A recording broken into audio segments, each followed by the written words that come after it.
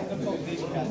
आज मूल रूप से तो हमारे प्रदेश अध्यक्ष और 2 प्रदेश अध्यक्षों को नियुक्ति करने के लिए और पदाधिकारियों को नियुक्ति करने के लिए हमने इस कार्यक्रम का आयोजन किया। साथ ही साथ हमारे 2 राष्ट्रीय स्तर के कार्यक्रम होने जा रहे हैं, जिसमें एक 9 अक्टूबर को माननीय पीके अन्ना पाटिल साहब का जन्मदिन मनाया जा रहा है, जहां नाने पाटेकर को पुरुषोत्तम पुरस्कार दिया जाएगा, और दूसरा 31 अक्टूबर को राष्ट्रीय अधिवेशन की तैयारी में हम लोग लग रहे हैं, उसकी भी वहीं पर राष्ट्रीय कार्य और वहीं राष्ट्रीय कार्य समिति का शपथ ग्रहण समारोह भी होगा।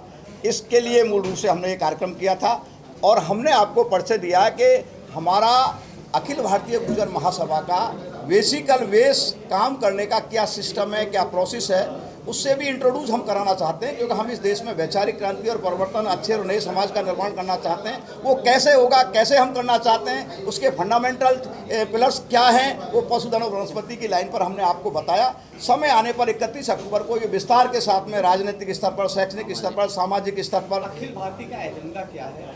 हमारी अखिल भारतीय गुर्जर महासभा का एजेंडा है कि गुर्जर समाज को संगठित करना, गुर्जर समाज में से कुरीतियों को हटाना, शिक्षा बढ़ाना और लोगों के अंदर वैचारिक परिवर्तन ला करके एक अच्छे और नए समाज का पहले समाज में गठन करेंगे, उसके बाद देश के लिए, समाज के लिए, राष्ट्र के लिए काम करेंगे। पर लड़ता रहा तो ऐसा नहीं है। अब जो स्थिति पैदा की है, कोई नहीं सोचता था कि धारा 370 हट जाएगी, कश्मीर इस तरीके से 3 स्टेटों में विभाजित होकर, केंद्र शासित होकर के ये स्थिति पैदा होगी। आज वो परिस्थिति पैदा कर सकते हैं।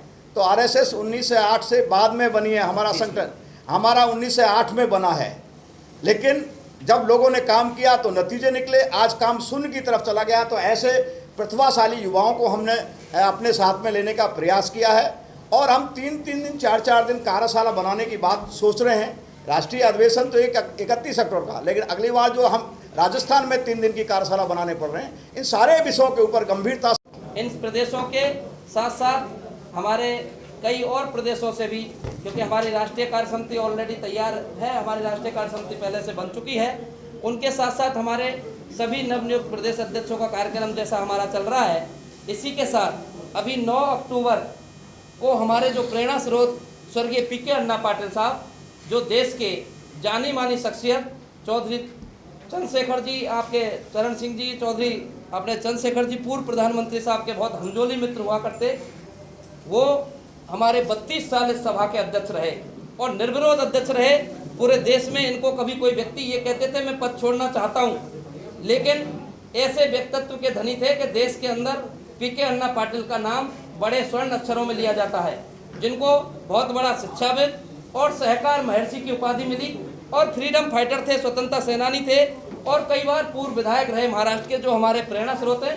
इन्होंने 32 साल इस सभा के वो इबारत और आयाम लिखे जो आज तक आज हम इस सभा के बैनर तले खड़े हुए हैं।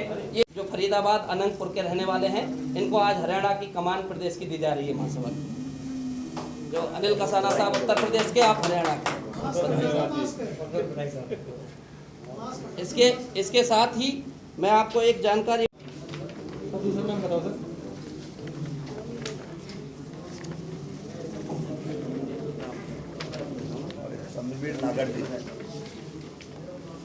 टीम में दी है।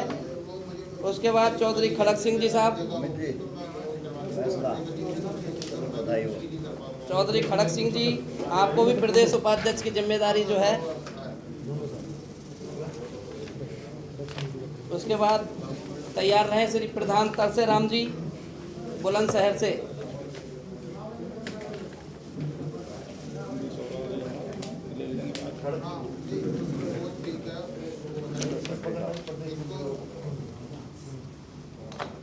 कृषि बिल के अंदर कुछ अच्छाई हैं, कुछ बुराई हैं, लेकिन मैं एक ही निवेदन करना चाहता हूं कि दो जगह पर काम होता है।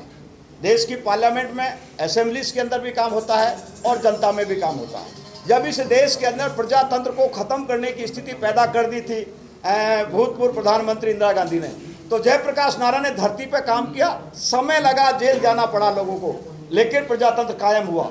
आज भारतीय जनता पार्टी के लोगों ने कृषि बिल को लाकर के कॉर्पोरेट जगत के नाम पर कुछ लाइन भटकने की स्थिति पैदा हो रही है, उसमें सोच समझ के हमको चलना पड़ेगा। मेरा अपना कहना है, मैंने कहा है सेंट्रल गवर्नमेंट से कि आप पशुधन और वनस्पति को उद्योग का घोषणा कर दीजिए, और जो भी उसमें लागत लगाएगा उस पर इनकम टैक्स की छूट दे दीजिए।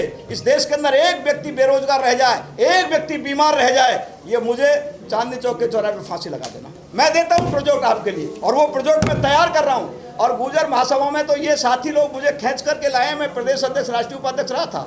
मेरे ये टोपी लग रही है, आपने देखा होगा। मैं बाबा जय गुरुदेव महाराज का छोटा सा सेवादार हूँ। पूरे हिंदुस्तान का कोई ऐसा स्टेट नहीं है जिसमें मेरा प्रवास नहीं होता। मोदी जी मेरे से कम प्रवास करते हैं, मैं विदेशों का तो नहीं कर रहा हूं, हिंदुस्तान के अंदर मैं मोदी से ज़्यादा प्रवास करता हूं।